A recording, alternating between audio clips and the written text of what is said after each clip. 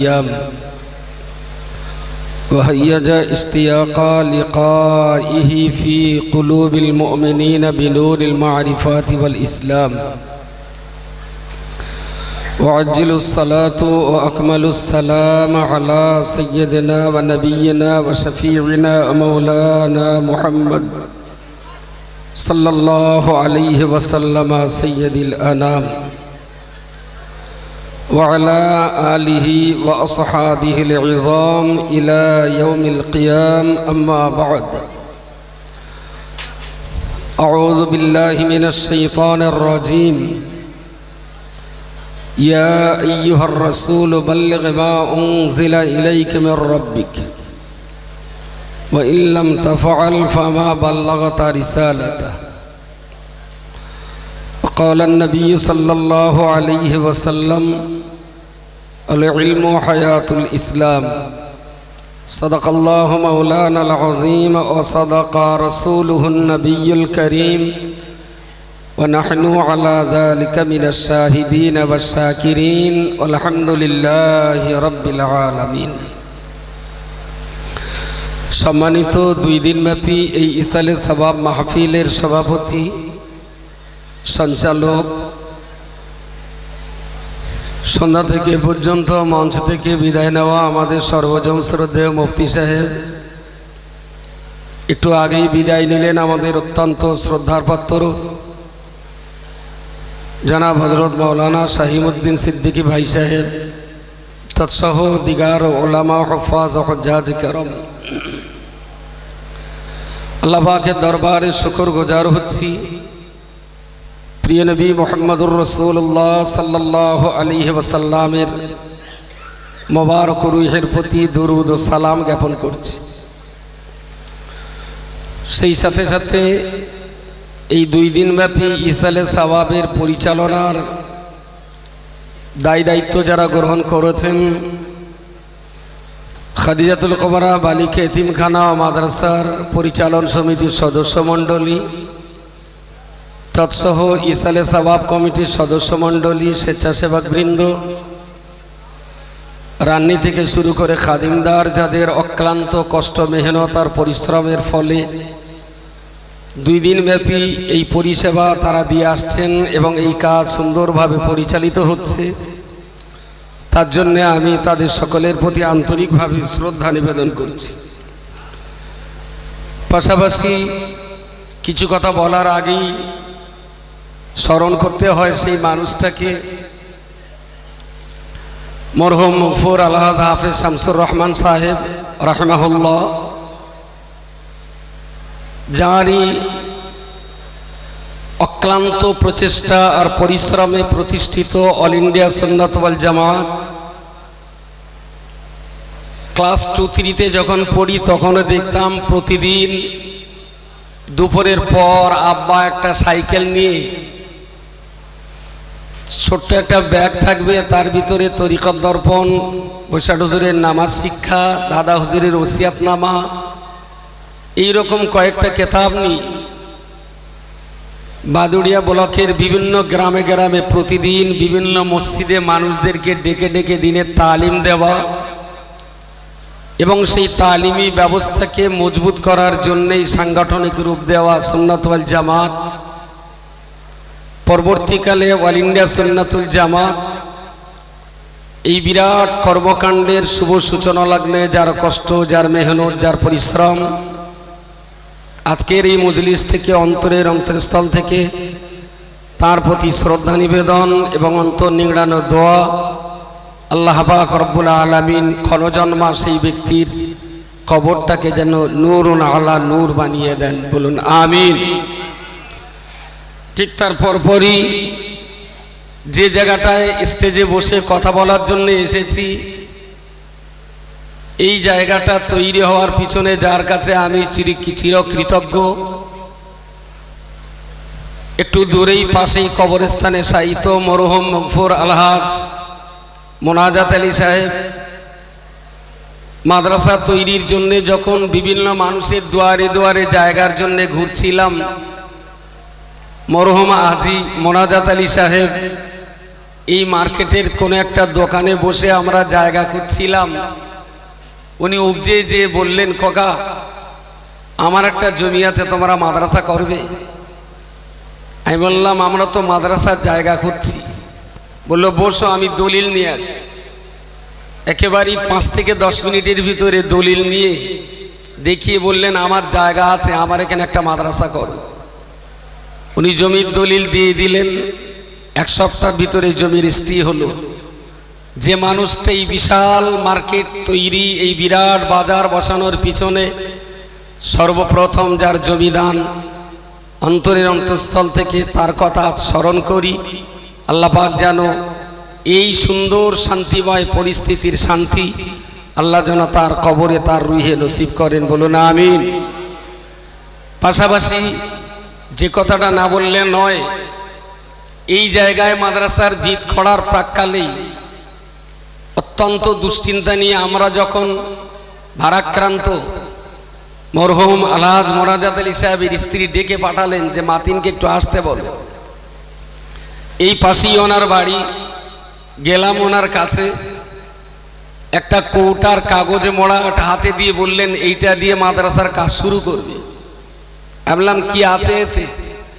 বললেন তোমার চাচার সঙ্গে যখন আমার বিয়ে হয়েছিল সেই সময় তোমার চাচা আমাকে যে হাতটা দিয়েছিল, আমার এই সোনার হাত দিয়ে এতিমখানা মাদ্রাসার প্রথম শুভ সূচনা করবে।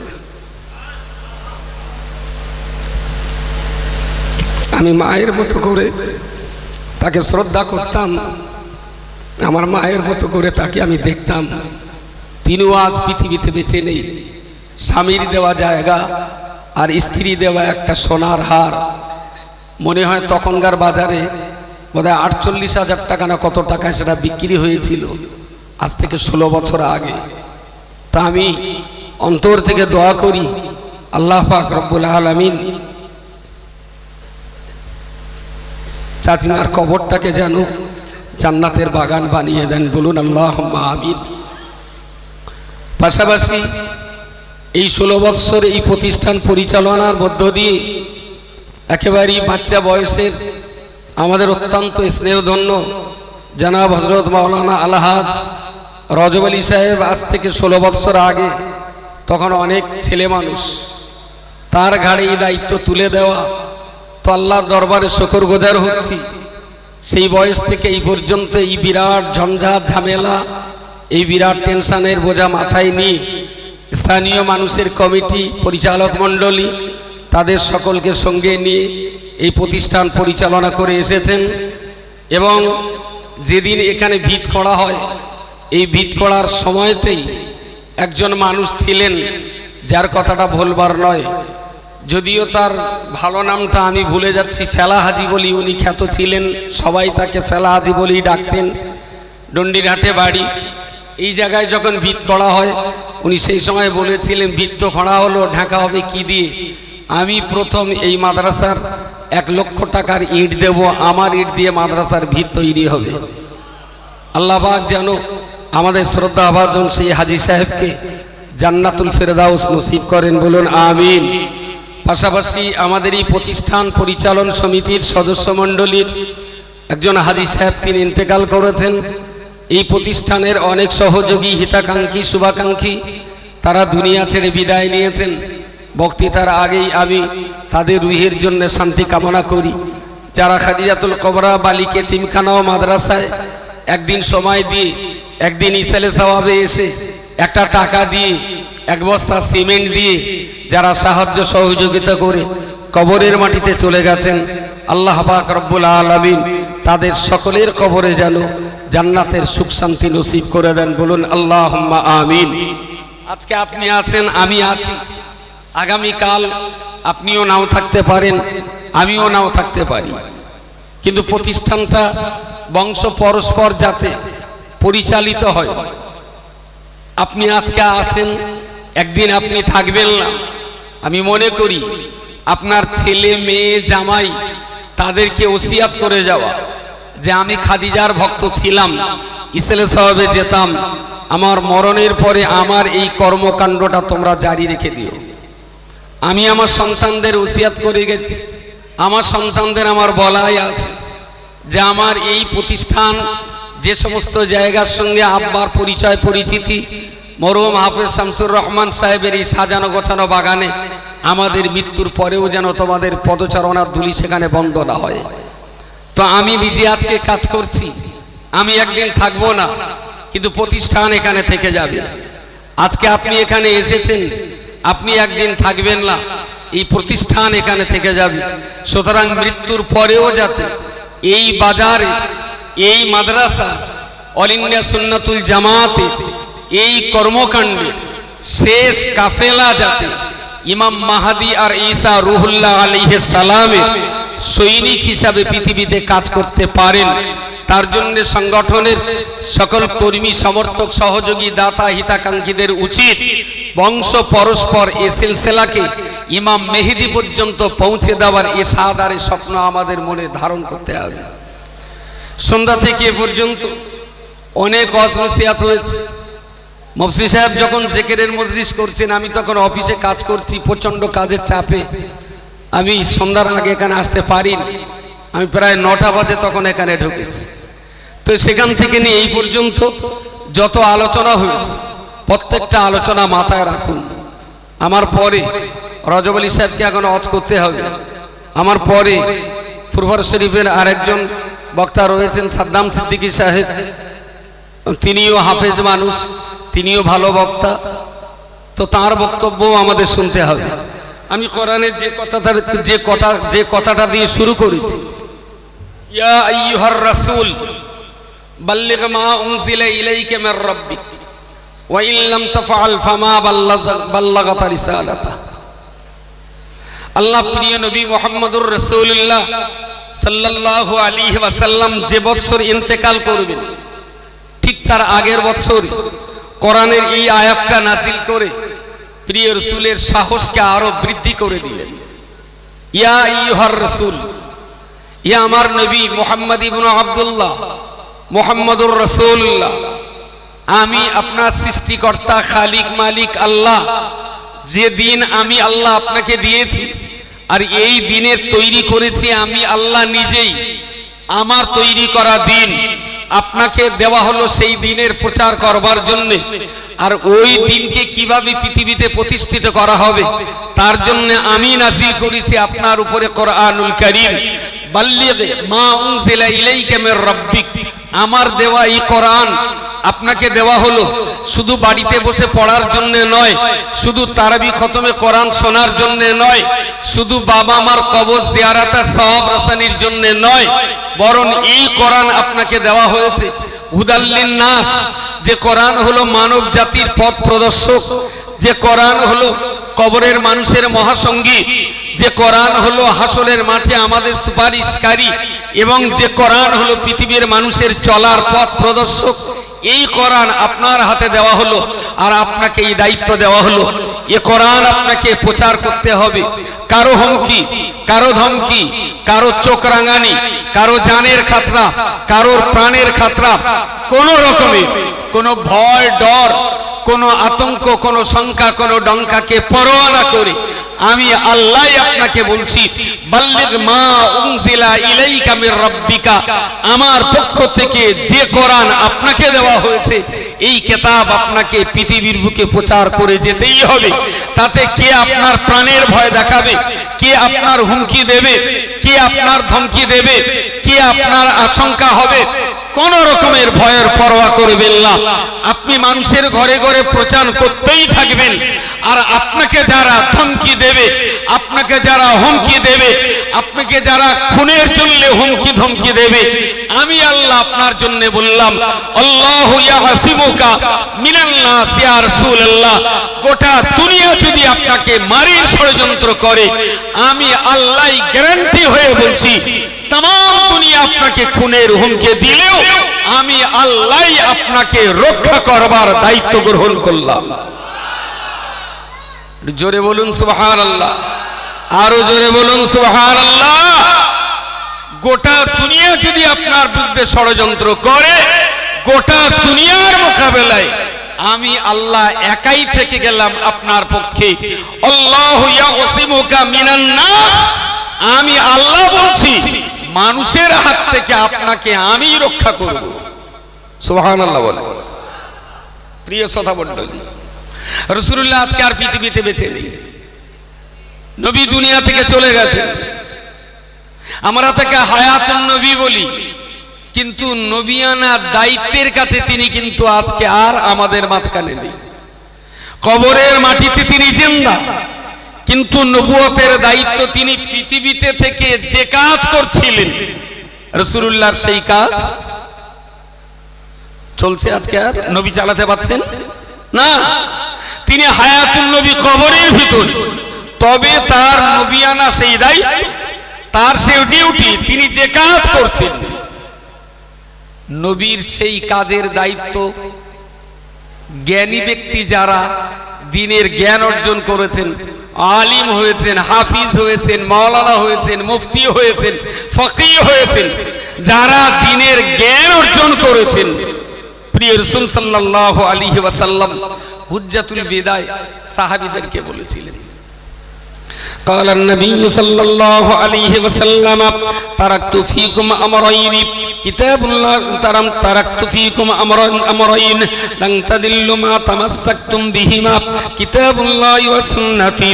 নবী আমার বর্ণনা করে বললেন, হুজ্জাতুল বিদাতে তিনি উটের পিঠে দাঁড়িয়ে খুতবা দেওয়াকালীন 1,20,000 সাহাবীর মাঝখানে বললেন, এই পৃথিবীর ইমানদার মুসলমানেরা, আমি নবী মুহাম্মদুর রাসূলুল্লাহ আজকের দিনে তোমাদের জন্য বলে গেলাম, আগামী বছর এই জায়গায় হজের জন্য আবার খুতবা দেওয়া হবে, হজের ইমাম তোমাদিগকে খুতবা দান করবে, আগামী বছর আবার হজ সুসম্পন্ন হবে। কিন্তু সম্ভবত আগামী বছরের হজের ওই মজলিসে তোমরা অনেকেই থাকতে পারলেও আমি মুহাম্মদুর রাসূলুল্লাহ সম্ভবত আগামী বছরের হজের মজলিসে আমার বোধহয় থাকা হবে না। ততক্ষণ পর্যন্ত বার্তা এসে গেছে, ইন্নাকা মাইয়াতুন ওয়া ইন্নাহুম মাইয়াতুন। পৃথিবীর অন্যান্য নবীগণ তাদের যেমন ইন্তেকাল করে কবরে আসতে হয়েছে, ইয়া রাসূলুল্লাহ খুব শিগগিরই আপনাকেও কিন্তু ইন্তেকাল করে কবরে যেতে হবে। এই বার্তা রাসূলুল্লাহর কাছে এসে গেছে। তো বিদায় হজে দাঁড়িয়ে তিনি বললেন, হজ আগামী বছরেও হবে, তোমরা অনেকেও থাকতে পারবে, কিন্তু সম্ভবত আমি মুহাম্মদুর রাসূলুল্লাহ আমার থাকা হবে না। এই জন্যই এই হজটাকে বলা হয় হুজ্জাতুল বিদা, বিদায়ী হজ। একবারই হজ করেছিলেন তিনি। তারাকতু ফীকুম আমরাইন, আমি চলে যাব, তার আগে তোমাদের কাছে বিশেষ দুটো সম্পদকে রেখে যাচ্ছি। তারাকতু ফীকুম আমরাইন, দুইটা সম্পদ তোমাদের কাছে রেখে যাচ্ছি। লান তাদিল্লু মা তামাসসাকতুম বিহিমা, এই দুইটা সম্পদ যদি তোমরা বুকের মাঝখানে আঁকড়ে ধরে থাকতে পারো, পৃথিবীর কোন শক্তি, পৃথিবীর কোন হুমকি ধমকি, পৃথিবীর কোন শক্তি তোমাদিগকে হকের পথ থেকে কখনো সরিয়ে ঠেলে ফেলে দিতে পারবে না। কিতাবুল্লাহ ওয়া সুন্নতি, তার দুইটার একটা হলো আল্লাহর কালাম কোরআনুল কারীম, আর একটা হলো আমি রাসূলুল্লাহ আমার মুখনিসৃত বাণী হাদিস শরীফ। জোরে সোরে বলুন সুবহানাল্লাহ সুবহানাল্লাহ। বিদায় হজে রাসূলুল্লাহ তার উম্মতদেরকে দুটো সম্পদ দিয়ে গেছেন, একটা কোরআন আর একটা হাদিস। পৃথিবীর জমিনে কোন বান্দা তিনি যখন দুনিয়া থেকে বিদায় গ্রহণ করবে, উনি ওনার সন্তানদের ডেকে বলবে, ওগো আমার প্রিয় ছেলেরা, ওগো আমার কলিজার টুকরা মেয়েরা, আমি তোমাদের বাবা দুনিয়া ছেড়ে বিদায় গ্রহণ করব। অমুক মাঠে এই জমি আছে, এটাকে এইভাবে তোমরা ব্যবহার করবে। অমুক জায়গায় এই পুকুর পুষ্করিণী রয়েছে, এইভাবে এটা তোমরা ব্যবহার করবে। অমুক জায়গায় এই দোকান রয়েছে, এইভাবে এই ব্যবসা পরিচালনা করবে। অমুক জায়গায় এই গাছপালা রয়েছে, এগুলো এইভাবে তোমরা তোমাদের জীবনে কাজে লাগাবে। আরে প্রিয় নবী মুহাম্মদুর রাসূলুল্লাহ সাল্লাল্লাহু আলাইহি ওয়াসাল্লাম দুনিয়ার কোটি কোটি উম্মতি মুহাম্মাদীদের জন্য নবী এক কাটা জমি তিনি রেখে যান নাই, নবী আমার বাগান রেখে যান নাই, নবী আমার পুকুর পুষ্করিণী রেখে যান নাই, নবী আমার সোনা দানা অর্থবিত্ত কিছু উম্মতের জন্য রেখে যান নাই, বরং নবী আবার সাহাবীদেরকে বললেন, ও বাবা সাহাবী শোনো শোনো, আমি মুহাম্মদুর রাসূলুল্লাহ দুনিয়া ছেড়ে বিদায় নেবার পূর্বে তোমাদের কাছে বিশেষ দুইটা সম্পদ দিয়ে গেলাম। একটা হলো আল্লাহ পাকের কালাম কোরআনুল কারীম, দ্বিতীয়টা হলো আমার মুখনিসৃত বাণী, আমার আচার ব্যবহার, আমার আদেশ নিষেধের সমন্বয়ে এই হাদিস তোমাদের কাছে বিদ্যমান। আমি মুহাম্মদ ইবনে আব্দুল্লাহ তোমাদের জন্য বলছি, আল্লাহর কোরআন আর আমার হাদিস যদি বুকে আঁকড়ে ধরতে পারো, পৃথিবীর কোন শক্তি তোমাদিগকে গোমরাহ করতে পারবে না, পৃথিবীর কোন শক্তি তোমাদের জাহান্নামী বানাতে পারবে না। আমার কোরআন আর হাদিস যদি জড়িয়ে বাঁচতে পারো, তাহলে নিশ্চিতভাবে আল্লাহ পাক রব্বুল আলামিন দুনিয়ায় যেমন শান্তি দেবেন, পরকালে মরণের পরে আল্লাহ পাক তোমাদিগকে জান্নাত নসিব করে দেবে। অল ইন্ডিয়া সুন্নাতুল জামাতের লড়াই সদস্যদের কোটিপতি করা নয়। সুন্নাতুল জামাতের লড়াই বাংলার মুসলমানদের ভিতরে কোরআন আর হাদিসের জ্ঞান দিয়ে নবী যে সম্পদটা দিয়ে গেছেন, এই সম্পদটাই যদি ওলামা সম্প্রদায় সাধারণ মানুষের কাছে যদি বিতরণ করে যেতে পারে, এর ভিতরে আছে অর্থনীতি, এর ভিতরে আছে সমাজনীতি, এর ভিতরে আছে দাম্পত্য জীবনের নীতি, এর ভিতরে আছে রাজনীতি, এর ভিতরেই আছে ইহকাল, এর ভিতরেই আছে পরকাল। কাছে আপনার যত টাকাই থাক না কেন, আপনার কাছে যদি কোরআন হাদিসের ইলম না থাকে, আপনার মতো ভিখারি পৃথিবীতে আর দ্বিতীয় কেউ নাই। কত টাকা আপনার কাছে ও হিসেব দেখিয়ে লাভ নাই। নবী ইন্তেকালের সময় কোনো টাকা রেখে যান নাই, নবী রেখে গিয়েছিলেন ইলমে দ্বীন, কোরআন আর হাদিস। বাবা ইন্তেকালের সময় বা ছেলে পিলেদেরকে জমি জায়গা, গাছপালা, ব্যাংকে ঘর বাড়ি আর দোকান পুকুরি ইত্যাদি নিয়ে বলে যান। নবী ইন্তেকালের পূর্বে তার সন্তান সন্ততি সহ সাহাবীদেরকে বলে গেলেন, আমার এই দুটোকে তোমরা যত্নে রেখে দিও, আল্লাহর কোরআন আর আমার হাদিস। প্রিয় শ্রোতা মণ্ডলী, বিশ্বনবী মুহাম্মদুর রাসূলুল্লাহ সাল্লাল্লাহু আলাইহি ওয়াসাল্লাম এই সম্পদ কোরআন আর হাদিস তিনি সাহাবীদের মাঝখানে রেখে গেলেন। নবী আমার পরের বছরে উনি যখন ইন্তেকাল করবেন, রবিউল আউয়াল মাসের 11 তারিখে উনি যেদিন ইন্তেকাল করবেন, ওই দিন সন্ধ্যার পূর্বে একটু পূর্বে আসরের ওয়াক্তে এমন সময়তে শেরে খোদা আলী রাদিয়াল্লাহু আনহুকে লক্ষ্য করে বললেন, ও বাবা আলী, কোথায় রয়েছো? হযরত আলী ছুটে চলে এলেন। যদিও চিৎকার করে কথা বলার ক্ষমতা ছিল না, ফিসফিস করে তিনি কথাটা বললেন। তিনি ফিসফিস করে ফাতেমা কানে কানে বললেন, ফাতেমা অন্য মানুষজনদেরকে দিয়ে হযরত আলীকে ডাকালেন। শেরে খোদা হযরত আলী রাদিয়াল্লাহু তাআলা আনহু রাসূলুল্লাহর মাথার কাছে বসলেন। নবী আমার চোখের পাতা নেড়ে, ভুরু নেড়ে একটু ইশারা করলেন। আলী রাদিয়াল্লাহু আনহু নিজের কানটা রাসূলুল্লাহর ঠোঁটের কাছে দিয়ে দিলেন। নবী আমার বললেন, বাবা আলী, তুমি মদিনার অলিতে গলিতে একটু সংবাদ দিয়ে দাও, এবং তোমার আম্মাজি আয়েশা সিদ্দিকা কোথায় রয়েছেন একটা বার তাকে আমার সঙ্গে কথা বলতে বলো। মা ফাতেমাতুজ জোহরা রাদিয়াল্লাহু আনহা আম্মাজি আয়েশা সিদ্দিকাকে ডেকে দিলেন। হযরত আয়েশা রাদিয়াল্লাহু তাআলা আনহা চলে গেলেন। নবী আমার কানের কাছে মুখ দিয়ে বললেন, ওগো আয়েশা, বলো বলো, কয়েকদিন পূর্বে দেশের একজন ব্যক্তি আমাকে একটা সোনা দিয়ে গিয়েছিলেন, এক টুকরো সোনা তিনি আমায় দিয়েছিলেন। ওই সোনার টুকরোটাকে আমি তোমায় রাখতে বলেছিলাম, আয়েশা কোথায় রেখেছো? হযরত আয়েশা রাদিয়াল্লাহু আনহা সোনার টুকরোটা সামনে এনে দিলেন।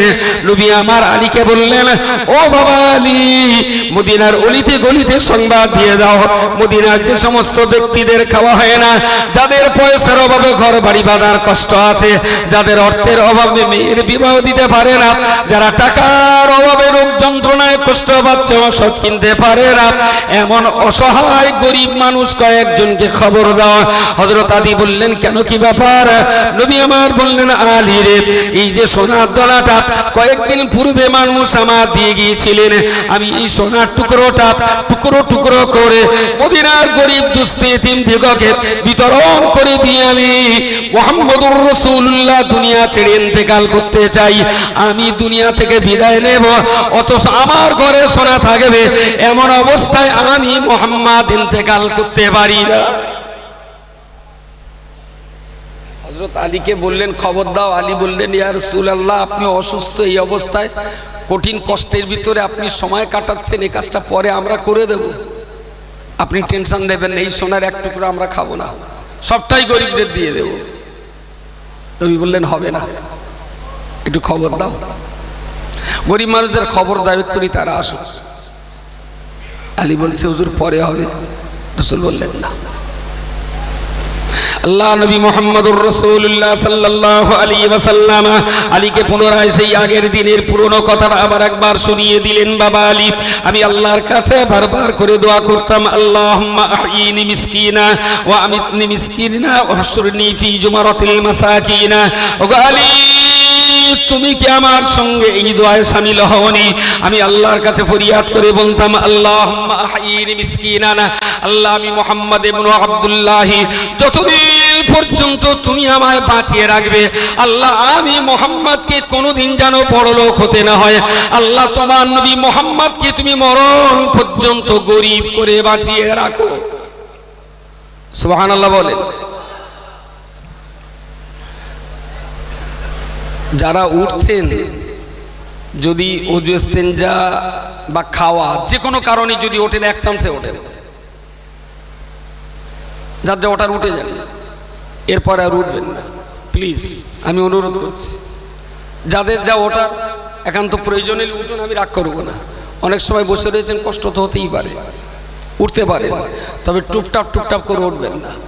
খেতে নাঙল চষে যদি গাই এড়ে গরু প্রত্যেক পাকে পাকে যদি হিসু করে না, ঘোড়ার ডিম নাঙল চষায় গয়ে না। হাফ কাটা জমি চষে রাখবো, ওই ফাঁকে একটু হিসু করে নেবে, কোনো সমস্যা নেই। কিন্তু প্রত্যেক পাকে পাকে যদি এড়ে গরু হিসু করে, ওতে ঘোড়ার ডিম নাঙল চষে বসায় না।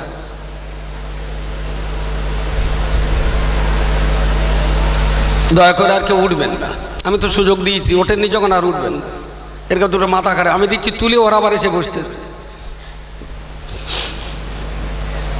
রাসূলুল্লাহ দোয়া করতেন, আল্লাহুম্মা আহইনি মিসকিনান, আল্লাহ তুমি মুহাম্মদকে সর্বহারা করে বাঁচাও।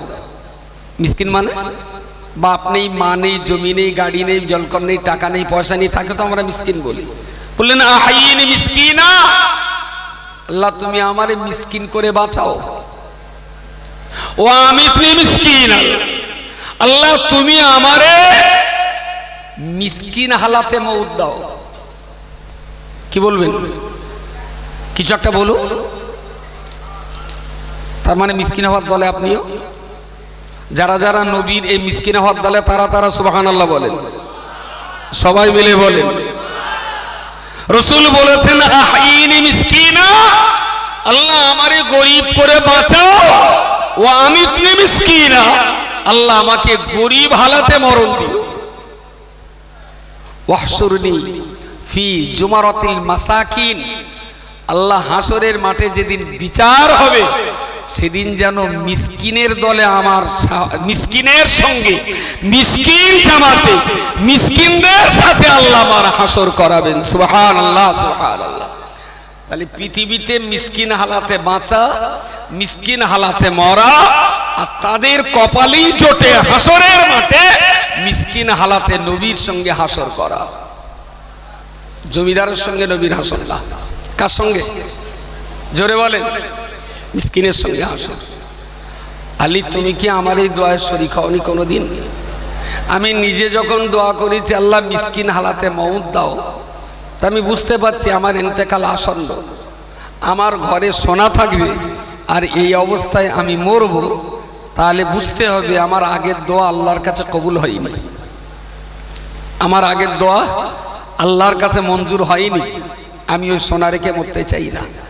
গরিবদেরকে ডাকা হলো, সেই সোনা কেটে টুকরো টুকরো করে রাসূলুল্লাহ নিজে হাতে, যার মেয়ের বিয়ে হয় না তাকে এক টুকরো দিয়ে বললেন এটা দিয়ে মেয়ের গয়না করে দিও, যার বাড়ি হয় না তাকে এক টুকরো দিয়ে বললেন এটা বেঁচে তুমি একটু বাড়ি করে নিও। মুমূর্ষ রোগী, যন্ত্রণায় কষ্ট পাচ্ছে, তার ছেলেকে দিয়ে বললেন তোমার বাবাকে এটা বেঁচে দিয়ে চিকিৎসা করো। একদম সব শেষ, কিচ্ছু নেই। রাতে রাসূল ইন্তেকাল করছেন। ওই দিন রাতে হযরত আয়েশা সিদ্দিকা রাদিয়াল্লাহু আনহার ঘরে আলো জ্বালাবেন লম্পে টেমিতে লম্পে বাতি জ্বালাবার মতো এক ফোঁটা জাইতুনের তেল রেখে নবী ইন্তেকাল করেননি।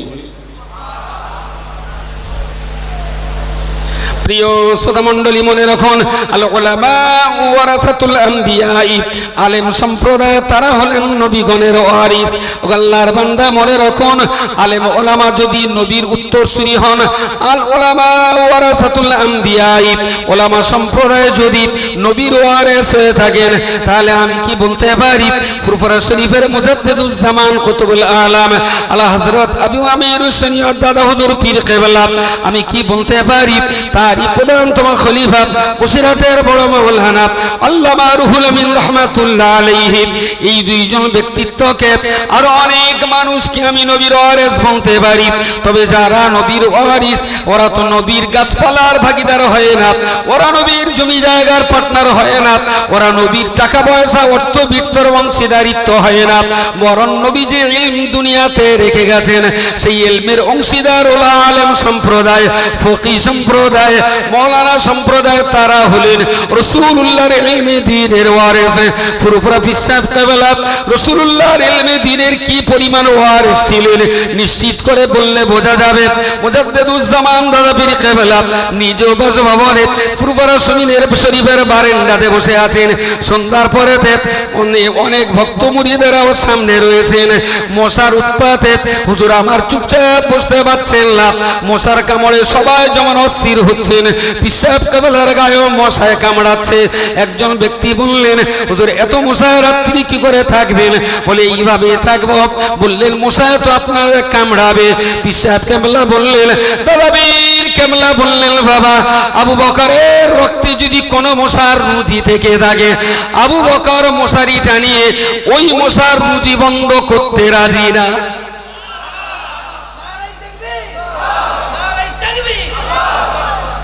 কথাটা কি খুব হালকা ওজনের কথা? বললেন, হুজুর সারাদিন আপনার কষ্ট মেহনত পরিশ্রম, একটু তো আরাম করে শোয়াটাও তো দরকার, তো এত মশার উৎপাতে আপনি শোবেন কিভাবে? আমরা একটা মশারি কিনে দেব। বললেন, মশারি কেনার টাকা তোমাদের আছে? বলে জি। পিসাব কেবলা বললেন, বাবা তোমরা আমায় মশারি কিনে দিলে মশা আমার আর কামড়াতে পারবে না, আমার দেহের রক্ত তারা আর পান করতে পারবে না। তবে বাবা এটা তোমরা মনে রেখো, আবু বকরের দুফোঁটা রক্ত যদি মশায় খেয়ে নেয়, তাতে আল্লাহর দ্বীনের কোনো ক্ষতি হবে না, ইসলামের কোনো ক্ষতি হবে না। তবে আমার লিল্লা বোর্ডিংয়ে গরিব দুস্থ এতিম মিসকিনের বাচ্চারা যারা পড়াশোনা করে, ওদের বাপ মা বড় অসহায়, ওদের পিতা মাতা বড় গরিব, তারা তাদের বাচ্চাগুলোকে কোরআন আর হাদিস শিখবার আর পড়াবার জন্য আমি আবু বকরের কাছে তারা তাদের বাচ্চাগুলো দিয়ে গেছে।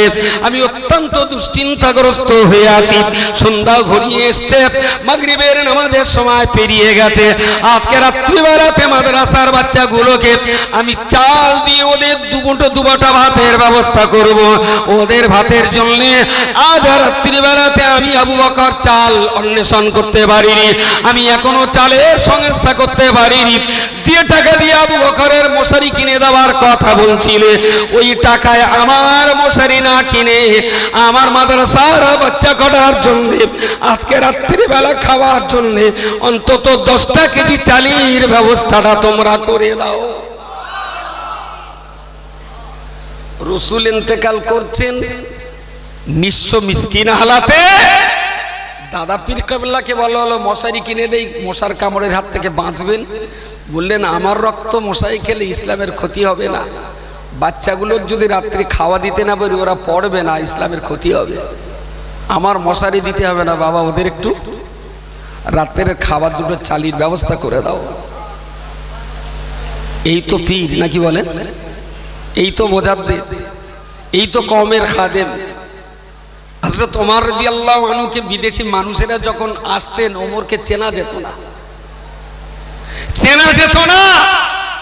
অনেক বিদেশি রাজা রাজদের প্রতিনিধিরা এসে ওমরের সঙ্গে দেখা করে বলতেন যে আমরা এসছি অমুক সম্রাটের পাঠানো প্রতিনিধি, মদিনার বাদশা ওমরের সঙ্গে সাক্ষাৎ করতে এসেছি। তা আমাদেরকে একটু বলবেন ওমর কোথায় আছেন? ওমর রাদিয়াল্লাহু আনহু বলছেন আমার সঙ্গে বলুন। তা বলছেন আপনার সঙ্গে বলা যাবে না। বলছেন কেন? বলছে আমরা মদিনার বাদশার সঙ্গে কথা বলবো। ওমর বললেন লাইসা লানা মালিকুন, বললেন মদিনার কোনো বাদশা নেই, ওয়ালাকিন লানা খাদিমুন, মদিনার মুসলমানদের জন্য একটা সেবক আছে, একটা খাদেম আছে। হযরত ওমর নিজেকে কখনো বাদশা পরিচয় দিতেন না।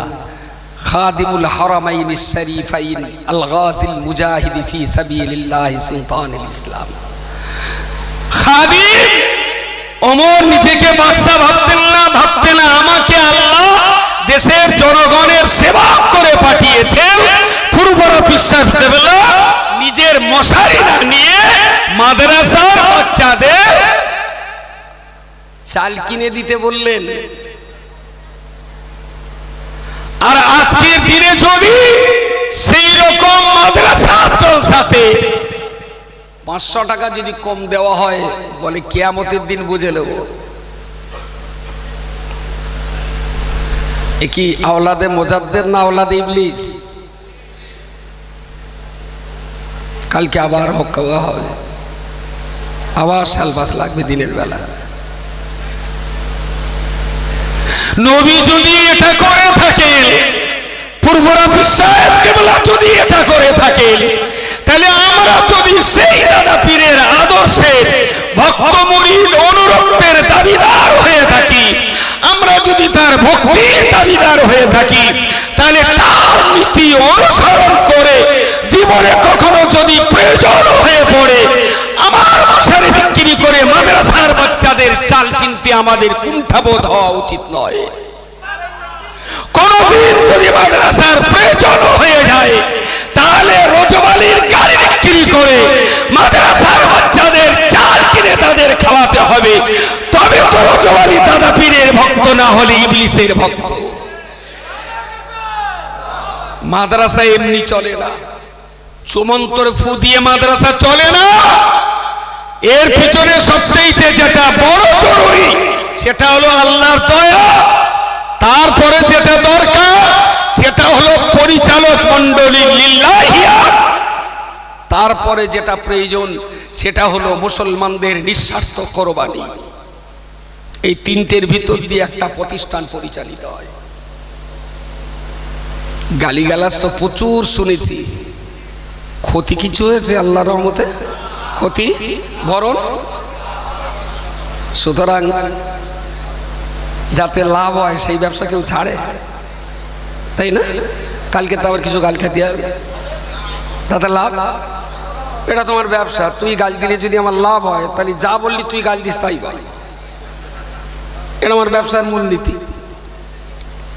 মুসিরাটের বড় মাওলানা আল্লামা রুহুল আমিন রাহমাতুল্লাহ আলাইহি কলকাতার পাক সার্কাসে একে ফজলুল হক সরণিতে যে ঘরে উনি ইন্তেকাল করেছিলেন, ওই ঘরের ভিতরে আমি একদিন দেখতে গিয়েছিলাম। আর মুসিরাটের আল্লামার মতন মানুষ তিনি যে ঘরে ইন্তেকাল করেছেন, জীবনে একটা বারের জন্য ঘরটা আমার দেখতে হবে। ওখানে চলে গেলাম। আর ওনার মৃত্যুর রাত্রিতে ওনার সঙ্গী যিনি ছিলেন মরহুম মকফুর হাজী কাসেম আলী সাহেব রাহমাহুল্লাহ, বসিরহাটের ত্রিমণি পাড়ায় তারা বাড়ি। আমি যখন আমিনিয়া মাদ্রাসায় পড়তাম, প্রতিদিন বিকাল বেলাতে মরহুম কাসেম আলী সাহেব হুজুরের কাছে বসে বসে বসিরহাট আল্লামা সম্পর্কে টুকটুক করে কথা উনি বলতেন, আমরা শুনতাম। ওই রাত্রিবেলাতে উনি বসিরহাট আল্লামার সঙ্গী ছিলেন। মরহুম কাসেম আলী হুজুরের মুখে আমার শোনা আছে, হুজুরের শরীর অত্যন্ত দুর্বল, অসুস্থ ব্যক্তিত্ব। রাত্রিবেলা তায়াম্মুম করে দিলাম, শুয়ে শুয়ে তিনি ঈশার নামাজ আদায় করলেন। আমি বুকের কাছে সরে সুজি বেডের নিচে বসে আছি। হুজুর বললেন বাবা শুয়ে পড়ো। আমি বললাম হুজুর আপনি ঘুমিয়ে পড়ুন। হুজুর বললেন আমি ঘুমোচ্ছি, তুমিও আমার পাশে শুয়ে পড়ো।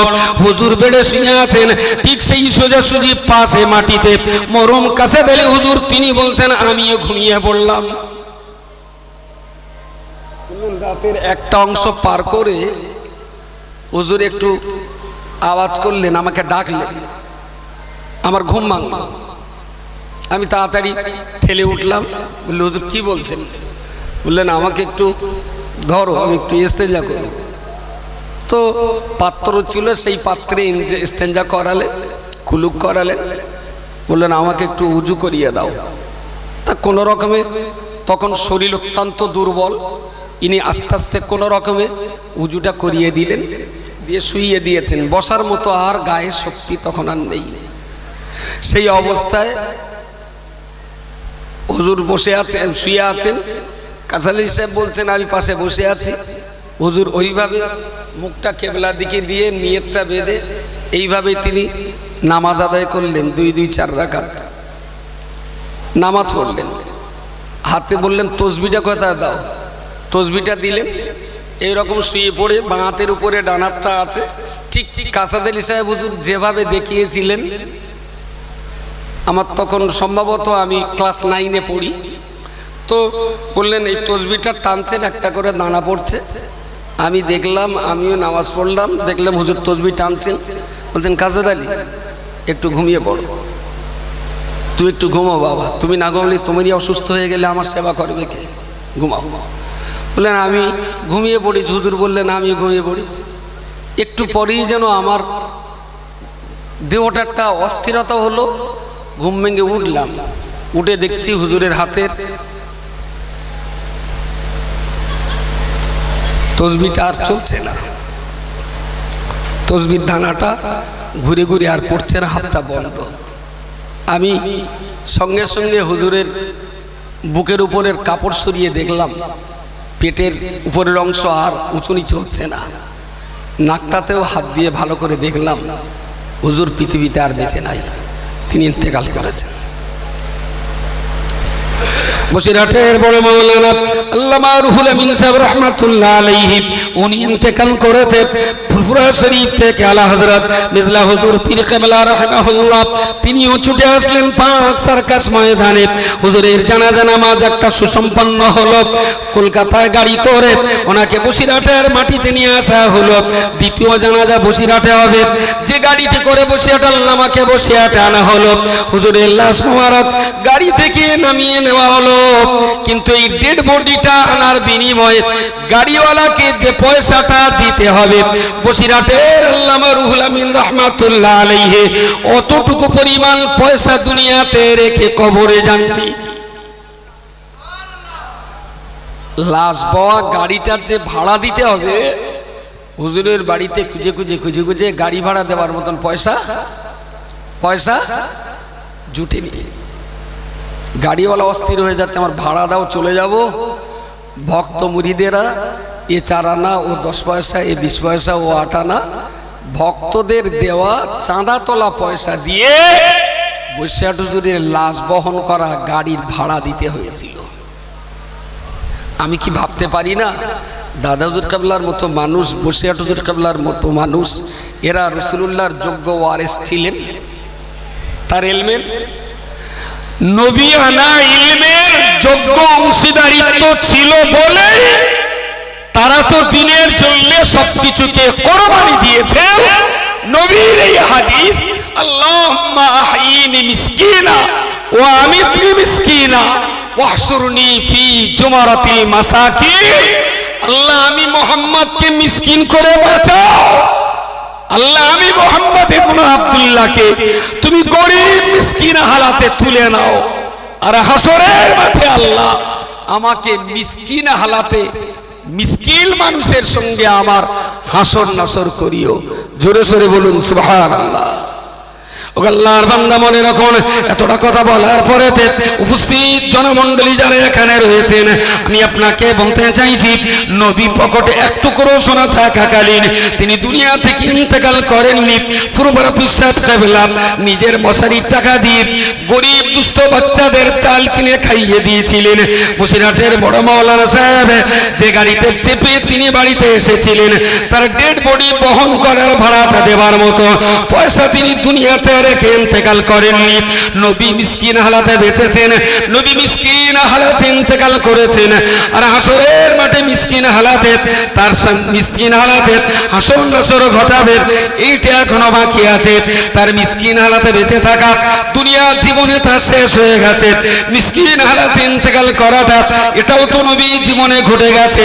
আর মিসকিনদের সঙ্গে হাসর নাসর করাটা এটা তো এখনো সামনে বেঁচে সামনে রয়েছে। ময়দানে মাশারের কঠিন সময়েতে উপস্থিত জনমণ্ডলী যদি কারোর মনে হয় আমি মিসকিন হালাতে বাঁচতে চাই, মিসকিন হালাতে মরতে চাই, আর রাসূলুল্লাহর সঙ্গে মিসকিন হালাতে হাসরের মাঠে আমি নবীর সঙ্গে হাসর করতে চাই, তাহলে আজকের মতো উপস্থিত জনমণ্ডলী যারা রয়েছেন খাদিজাতুল কুবরা বালিকা এতিমখানা মাদ্রাসার জন্য দুটো মিলিয়ে ফাতেমা খাদিজা মিলিয়ে প্রায় 1200 বাচ্চা এখানে রয়েছে। 300-400 মতো বাচ্চা সম্পূর্ণ এতিম অসহায়। এদের জন্য আপনাকে মিসকিন হতে হবে, আপনার পকেটের টাকা উজাড় করতে হবে, আপনার হাড়ির চাল এদের জন্য কোরবানি দিতে হবে। আপনার জীবনের বিরাট একটা অর্থবিত্ত এই এতিম মিসকিনের জন্য আপনাকে কোরবানি দিতে হবে।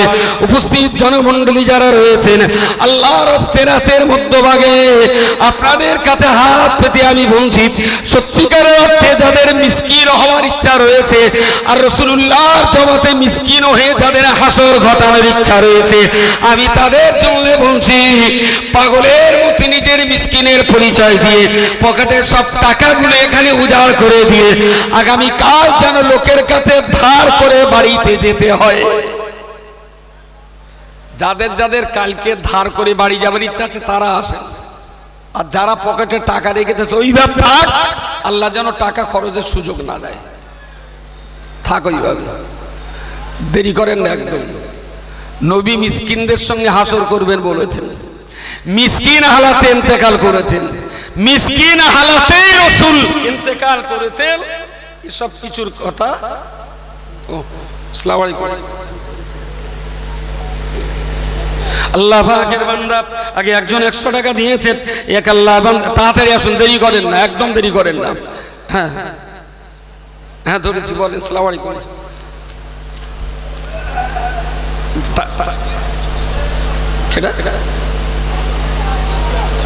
সুবহানাল্লাহ সুবহানাল্লাহ বিহামদি। নারে তাকবীর, লিখে নেবে, লিখে নেবে একটু জোরে, নারে তাকবীর।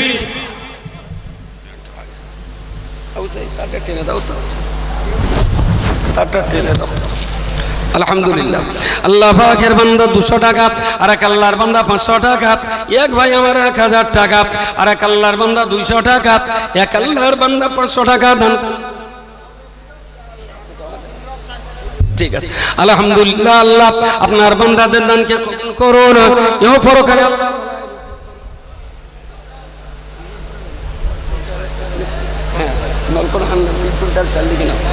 ওই লেখাটা তো লিখে না। মাশাআল্লাহ জাযাকাল্লাহ রব্বুল আলামিন। আল্লাহ আপনার নবীর হাদিস শরীফ, আপনার নবীর আদর্শ, পীর মাশায়েখ বুজুর্গানে দিনদের কথা শুনিয়েছি।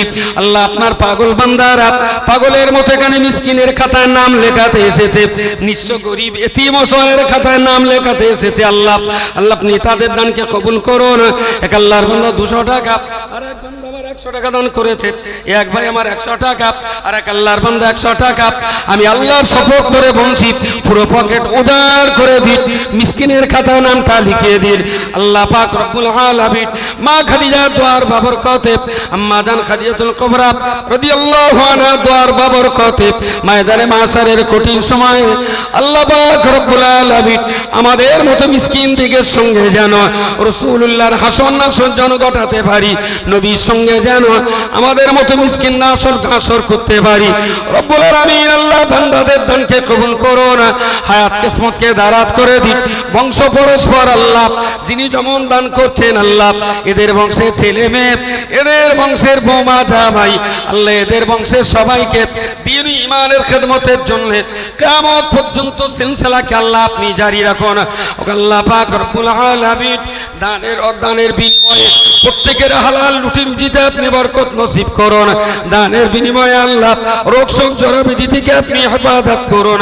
আল্লাহ যাদের অর্থ দিনের পিছনে ব্যয় হয় আল্লাহ তাদের অর্থ যেন ডাক্তারকে দিতে না হয়, তাদের অর্থ যেন চোর গুন্ডা ডাকাত বদমাইশদের দিতে না হয়। আল্লাহ যাদের অর্থ কোরআনের জন্য ব্যয় হয় আল্লাহ তাদের অর্থ যেন ভূমিকম্প আসমানি জসমানি বালায় কখনো ধ্বংস না হয়।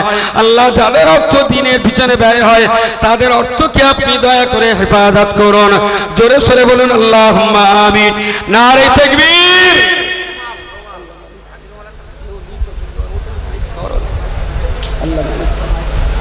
আলহামদুলিল্লাহ আলহামদুলিল্লাহ। তাড়াতাড়ি আসুন, দেরি করেন না, আল্লাহর রাস্তায় দেরি করেন না। আমি আলহামদুলিল্লাহ, আমার জন্য দোয়া করেন। আল্লাহ পাকের এক বান্দা, আমিন। আল্লাহ পাকের এক বান্দা খাদিজাতুল কুবরা এতিমখানা বালিকা মাদ্রাসায় আল্লাহ পাকের এক বান্দা, কোথায় বললো এই বাড়িটা, কোথায় বললাম সে আল্লাহ পাকের বান্দা নলকোড়া নিবাসী জনাব ভাই আব্দুল হান্নান মোল্লা সাহেব, তিনি 3 কুইন্টাল চাল দেবেন। আল্লাহ দানকে কবুল করুন, হায়াত কিসমতকে দারাজ করে দিন। এও বড় কালে আল্লাহ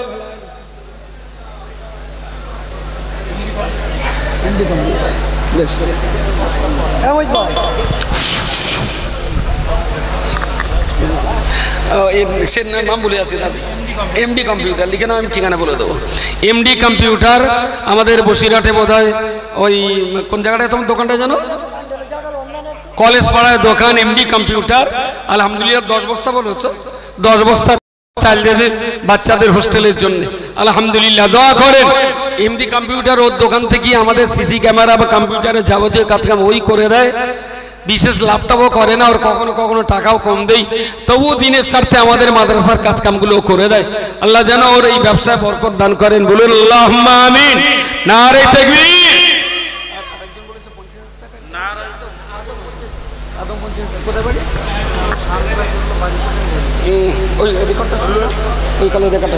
আলহামদুলিল্লাহ আলহামদুলিল্লাহ।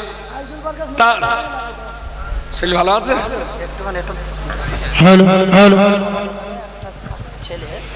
তাকবীর দান, নারে তাকবীর। সকলে উচ্চ আওয়াজে একটু বলেন না, নারে তাকবীর।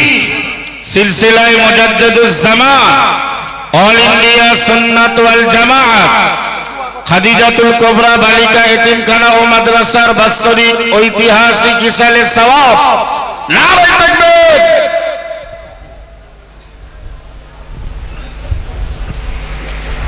গুটি গুটি পায়ে হুজুরের হাতে আপনারা সাধ্যমতো খাদিজাতুল কুবরা বালিকা মাদ্রাসার জন্য দানের হাতকে আপনারা প্রসারিত করুন। আল্লাহ পাকের এক বান্দা ওমরায় যাবেন, তিনি 500 টাকা দিয়েছেন। আল্লাহ তার দানকে কবুল করুন। ওমরার এই সফরকে যেন আল্লাহ আসান করে দেন, বলুন আমিন। জীবনে শুনেছেন একজন বান্দা জেলখানার ভেতরে আছে কোনো কারণে, সেখান থেকে ফোন করে বলে দিয়েছে একজনকে যে আমার নামে খাদিজা 1000 টাকা দিবি। কিছু বলেন একটু। জেলখানা মানেই আসামি ভাববেন না, প্রচুর পরিমাণে জেলখানার মানুষ আছে যারা নির্দোষ, শুধুমাত্র মিথ্যা সাক্ষী আর অপবাদের কারণেই তাদের অনেককেই জেলে খাটতে হয়েছে। তো সেখান থেকেও তিনি যখন এখানে 1000 টাকা পাঠিয়েছেন, আমরা দোয়া করি আল্লাহ লোকটা যদি নিষ্পাপ হয়, এরপরেও বলছি তিনি যদি নির্দোষী হন, এই দানের ওসিলাতে আল্লাহ যেন তাকে নির্দোষী প্রমাণ করিয়ে যতটা তাড়াতাড়ি আল্লাহ তাকে যেন জেল থেকে নিষ্কৃতি দেন, বলুন আল্লাহুম্মা আমিন। সবাই বলুন আল্লাহুম্মা আমিন।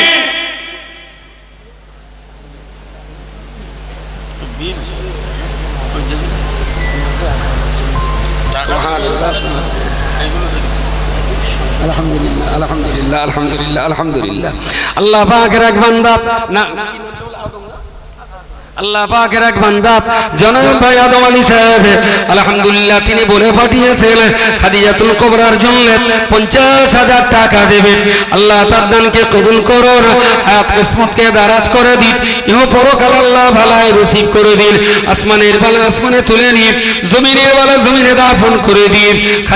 খাদিজাতে যারা 1 টাকা 3 লক্ষ টাকা অধিক কিংবা কম যে পরিমাণ টাকা যিনি দিয়ে থাকুন না কেন, আল্লাহ সকলের দানকে তাদেরকে কবুল করে নিয়ে আল্লাহ ময়দানে মাহশারে কঠিন সময়েতে রাসূলুল্লাহর সঙ্গে হাসর নাসর করিয়ে দয়ার জান্নাত দাতাদের নসিবে কবুল করুন। জোরে সরে বলুন আল্লাহুম্মা আমিন। আল্লাহুম্মা আমিন। নারে তাকবীর, নারে তাকবীর। খাদিজাতুল কুবরা বালিকা মাদ্রাসা এতিমখানার বাৎসরিক ইসালের সওয়াব দাতাগণ, নারে তাকবীর। জনাব মুহতারাম আলহাজ মুফতি আব্দুল মতিন সাহেব হুজুর, নারে তাকবীর। আলহামদুলিল্লাহ আলহামদুলিল্লাহ। দাঁড়া দাঁড়া, আমি তো স্বার্থপর, মোটা মাল পেয়েছি তোর আমি পরে। আলহামদুলিল্লাহ। আমাদের সাইফুদ্দিন ওর একটা টায়ারের দোকান আছে। আলহামদুলিল্লাহ। গতবার ওয়াদা ছিল 10,000 টাকা, 10,000 দিয়েছে, আগামীবারেও আবার 10,000 টাকা দেবে। আল্লাহ যেন তার এই ব্যবসায় আল্লাহ যেন বরকত দেন, বলুন আল্লাহুম্মা আমিন। আল্লাহুম্মা আমিন। ওরও লজ্জা হয়ে গেছে, একটা কোথায় একটা টায়ার দেশে ও বাকায়দা কিনে এনেছে, কিনেও এনেছে, সে টায়ার তো অন্য লোকের গাড়িতে খোলা টায়ার, তাই করে একদম নির্দোষী। আমি জানি এই একটুখানি আগে যারা বলছিলাম বিনা দোষেও বহু মানুষ জেলে যায়। ওই সাইফুদ্দিনের, ও তখন প্যান্ট পরতে পারে না, তখন থেকে চিনি, অত্যন্ত সৎ ছেলে, একদম বিনা দোষেও জেল খাটতে হলো। ওর জন্যও আমি অনেক দৌড়াদৌড়ি করেছি। আল্লাহর রহমতে নির্দোষী প্রমাণিত হয়ে আবার সে বাড়িতে এসে। দোয়া করেন এই ধরনের আরো যারা বিনা অপরাধে বিনা দোষে মিথ্যা অপবাদে যারা জেলে আছে, আল্লাহ যেন তাদেরকে নিষ্কৃতির ব্যবস্থা করে দেন, বলুন আল্লাহুম্মা আমিন। আলহামদুলিল্লাহ। একটু কেটে দিও।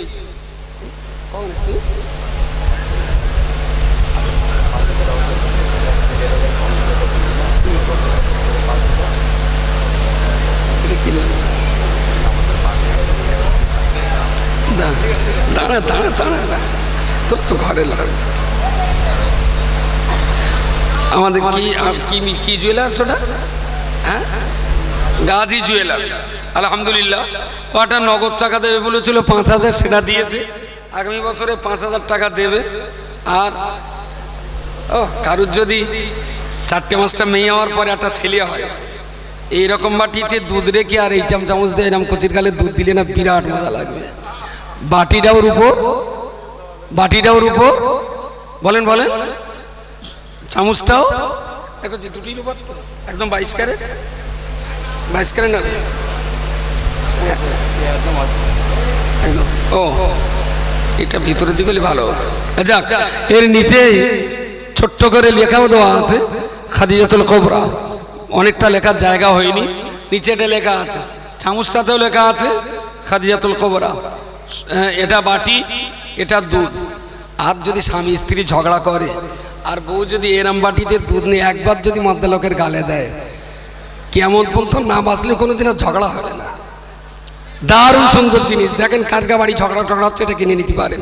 এখন তোমার খরচ কত টোটাল? দুটোই 7,500 টাকা এই দুটোই খরচা হয়েছে ওর। তা খাদিজা যখন দেশে এর দাম বাড়বে না কমবে? অবশ্যই বাড়া তো উচিত। হ্যাঁ, এক্ষুনি হবে। আর মরা ছেলে করে রেখে লাভ কি?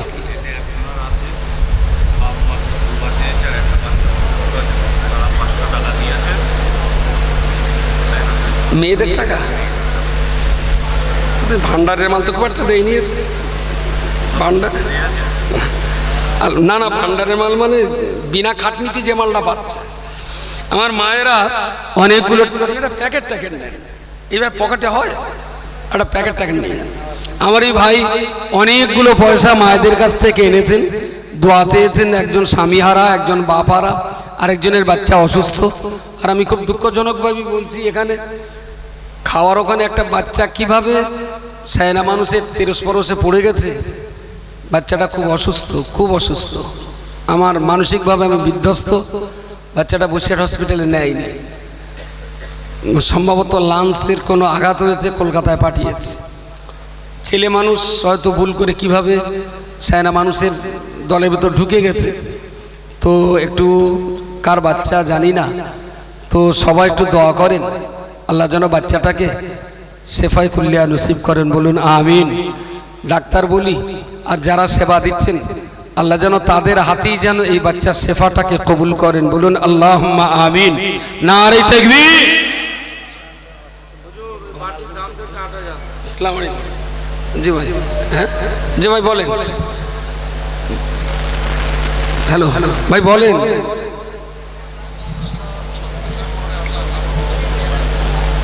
শফিকুল কোথায় বাড়ি? কোথায় বাড়ি? ও আলমগীরের শফিকুল, লিখেন নাম লিখে রাখেন। আল্লাহ পাকের বান্দা দেবক নিবাসী জনাব শফিকুল ইসলাম ভাই আমার মাশাআল্লাহ জাযাকাল্লাহ খাদিজাতুল কুবরার খিদমতে তিনি 1 লক্ষ টাকা দেবেন। আল্লাহ তার দানকে কবুল করুন। জনাব ভাই আলম মোল্লা তিনিও 20,000 টাকা দেবেন। আল্লাহ তাদের দানকে কবুল করুন, হায়াতে তৈয়বা নসিব করে দিন। আল্লাহ দানের বিনিময়ে সকল দাদাদের 5 ওয়াক্ত নামাজি বানিয়ে দিন। আল্লাহ দানের বিনিময়ে সকল দাদাদের কোরআনের পাঠক হিসাবে কবুল করুন। রব্বুল আলামিন বান্দাদের দানের বিনিময়ে বিদ্যুৎ গতিতে পুংসরাত পার করিয়ে নিয়ে ময়দানে বাসারের হিসাব নিকাশ সহজ করে দিয়ে আল্লাহ জান্নাতুল ফেরদাউস বান্দার নসিবে আপনি কবুল করুন। জোরে জোরে বলুন আল্লাহুম্মা আমিন। নারে তাকবীর। বাটি 8000, বাটি দাম তো 4000, এতে 5000 গতবার দিয়ে এটা ছিল। ও আলহামদুলিল্লাহ। যাও আপনি যাবেন তো ওই দিকে ফোন করে দেবো। ও ঠিক আছে ঠিক আছে ইনশাআল্লাহ অবশ্যই সুস্থ হয়ে গেছে, আব্বা তো মারা গেছে ইনশাআল্লাহ ইনশাআল্লাহ। আল্লাহ হাফেজ। যাই ফোন করে যাবো ইনশাআল্লাহ ইনশাআল্লাহ। দাওয়াত রয়েছে আলহামদুলিল্লাহ। আমাদের সাইবারের ছেলেরা ওরা প্রস্তুতি মিটিংয়ে এসেছিল, তো 5,000 টাকা দিয়েছে। ওরা সারা বছরে যা আমাদের প্রচার করে দেয় তা 5 লাখ টাকা না 5 কোটি টাকারও চেয়ে বেশি দামি। কাউকে তো আমরা পয়সা দিয়ে পুষি না, কাউকে আমরা ফোনের বিলও পেড করি না। সম্পূর্ণ ওরা বাড়ির খায়, গাঁটির টাকায় মোবাইল ভরে, আর সেই টাকা দিয়ে সারা বছর অল ইন্ডিয়া সুন্নাতুল জামাতের এই কর্মকাণ্ড প্রচার করে। একটু দোয়া করেন, ওর ভিতরে 2-5টা এখনো বেনামাজি আছে, একটু দোয়া করেন সাইবারের সব বাচ্চাগুলোকে আল্লাহ যেন নামাজি হওয়ার তৌফিক দেন, বলুন আমিন।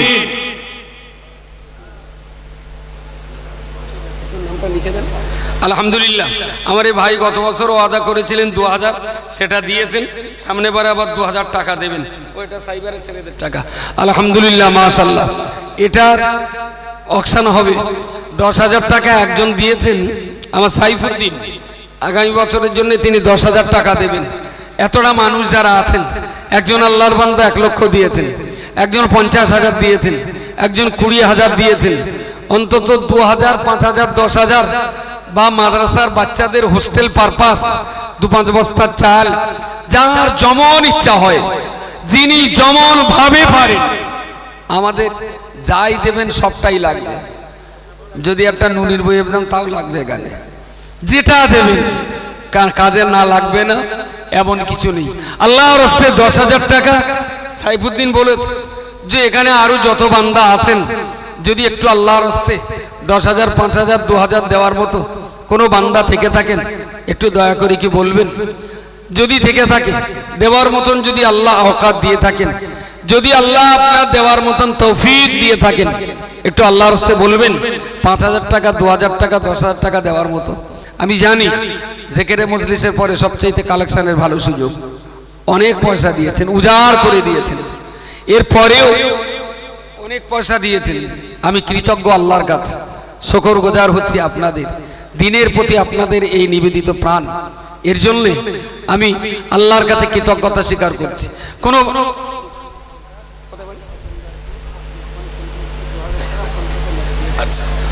আল্লাহ পাকের বান্দা জনাব মিজানুর রহমান হালদার